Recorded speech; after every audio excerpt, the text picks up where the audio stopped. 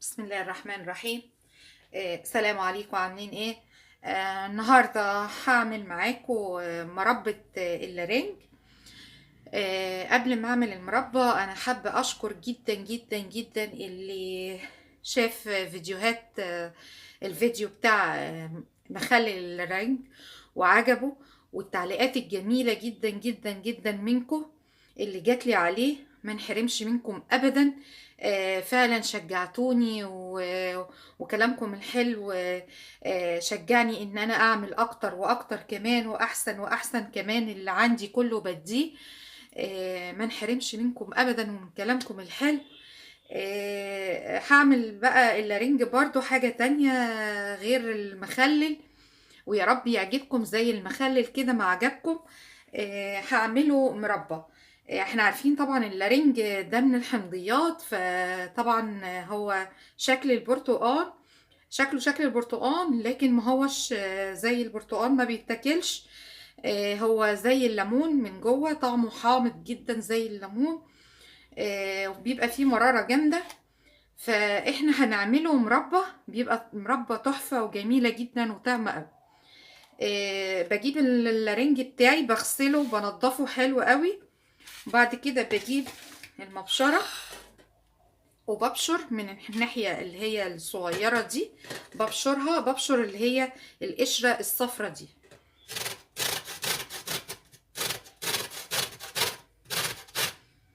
كده. ببشر القشرة الصفرة بس، ما بجيش عند القشرة البيضة. ببشر القشرة اللي هي ايه، الصفرة، ما بجيش عند القشرة البيضة. بقشره حلو كده.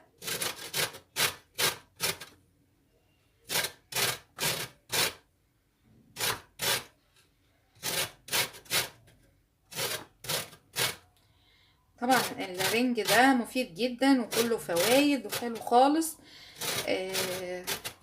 انا بحبه سواء مخلل او مربى، بيبقى طعم جدا. جربوا المربى كمان هتعجبكم زي مربى زي المخلل بتاع اللارنج بالظبط. هيعجبكم باذن الله. انا هكمل بشر للكميه كلها، وهوريكم في الاخر هيبقى هعمل ايه بعد كده. كده بقى احنا اهوت بشرنا اللارنج. خلينا القشرة البيضة وبشرنا القشرة الصفرة. هقطعه بقى كده على 4.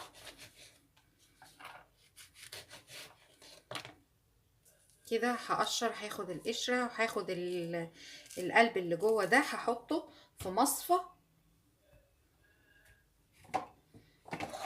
عشان هعصره واصفيه. وده هخليه كده لان انا هقطعه وهصفيه، وهاخد البذر بتاعه هحطه في المربى. ده بيبقى مادة حافظة للمربى، يبقى حلو قوي. بقطع كده على 4 وباخد القلب اللي انا عملته كده بتاع اللارنج، وبحطه كده في المصفى، وبسيب القشرة دي لان انا هقطعها. بعمل كده.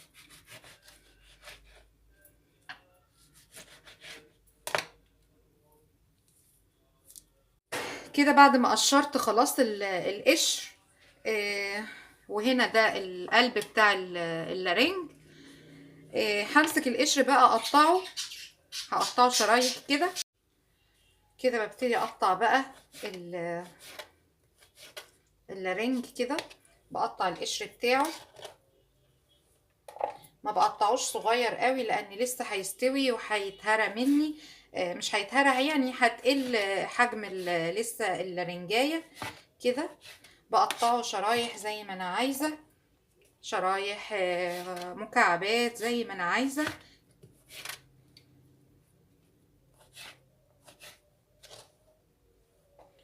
هقطع كميه اللارنج بتاعتي وبعد كده هوريكم هعمل ايه.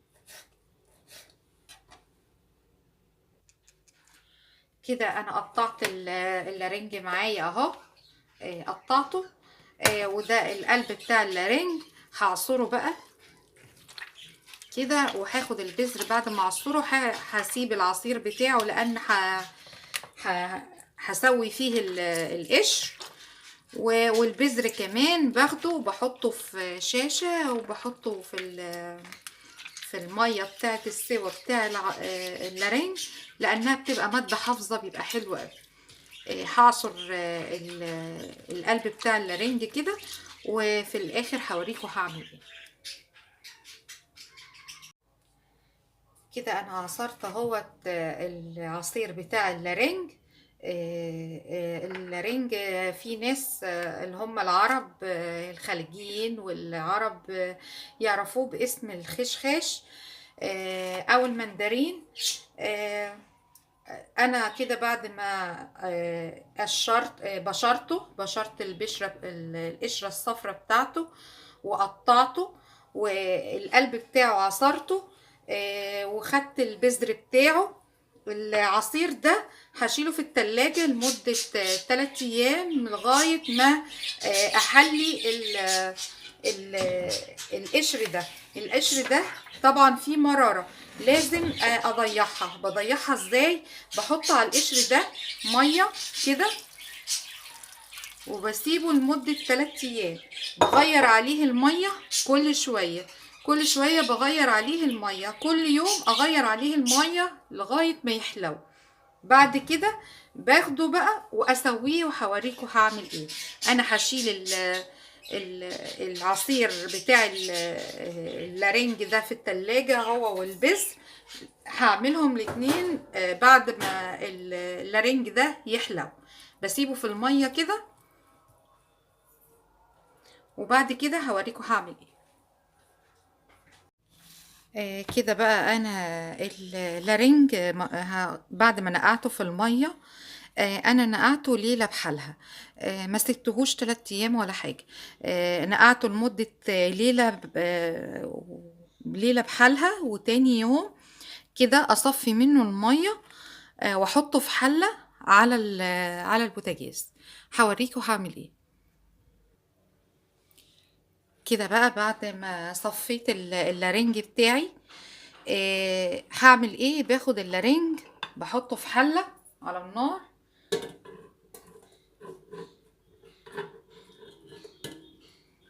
كده.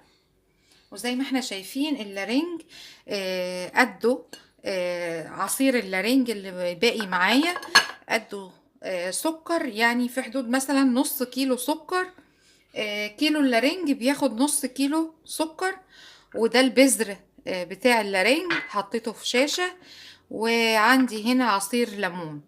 اول خطوة هعمل ايه؟ هحط اللارنج وهضيف عليه مية على النار كده. اللارنج حطيته على النار، هضيف عليه مية وهسيبه يغلي لمدة ربع ساعة.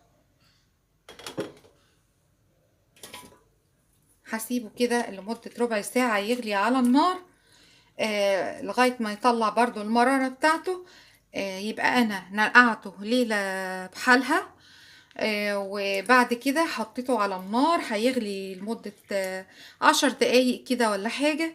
وبعد كده هصفي ميته تاني، وبعد كده هقول لكم هعمل ايه.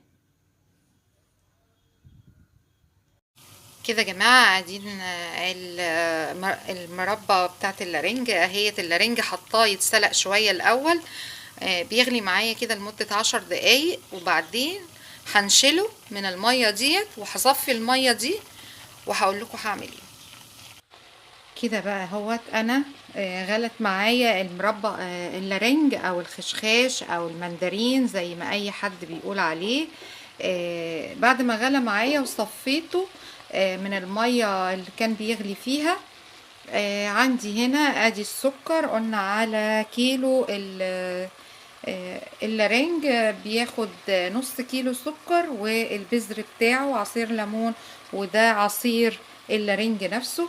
باخد عصير اللارنج بتاعي بضيفه على اللارنج كده كده، بقلب كده واضيف عصير اللارنج على اللارنج، وبحط السكر كمان. قلنا على كيلو اللارنج بياخد نص كيلو سكر.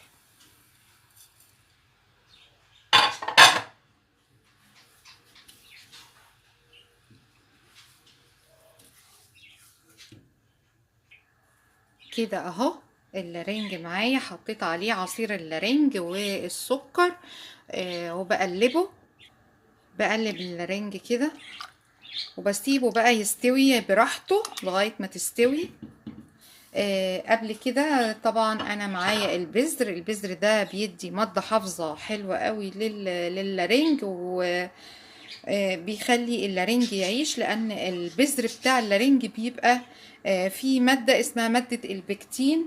مادة البكتين دي تعتبر مادة حافظة للمربى، زي اللي بيحطوها بره على المربات عشان تحفظها. ده البذر هو المادة الحافظة اللي هحطها.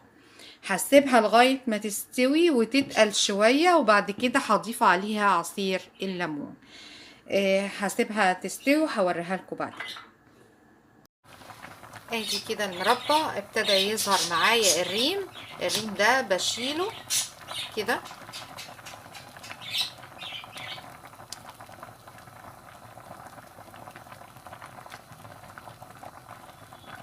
باخد الريم بالراحة من على الوش كده، بشيله كله.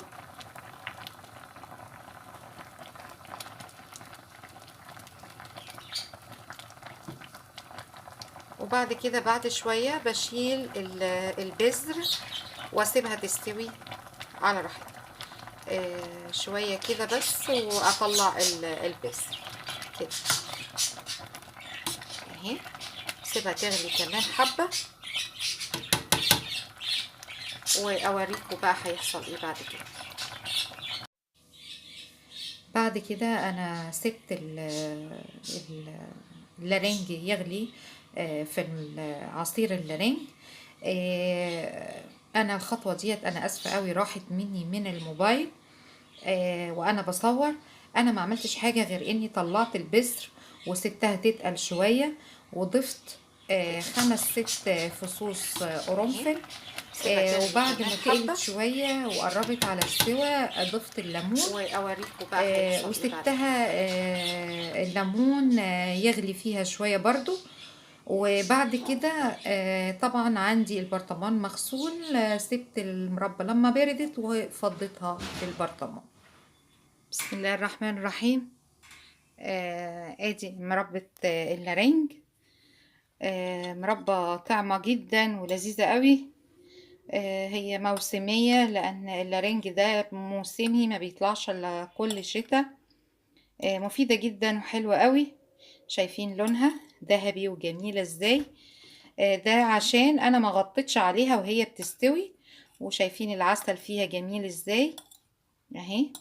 مربى لذيذة وجميلة قوي، وبتبقى غالية جدا لما بنيجي نشتريها من بره.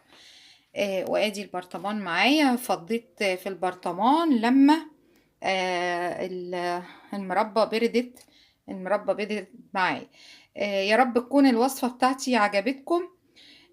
ما تنسونيش بقى في اللايك وسبسكرايب وشير وتعليق حلو منكم، وما نحرمش منكم ابدا. ام رحمة.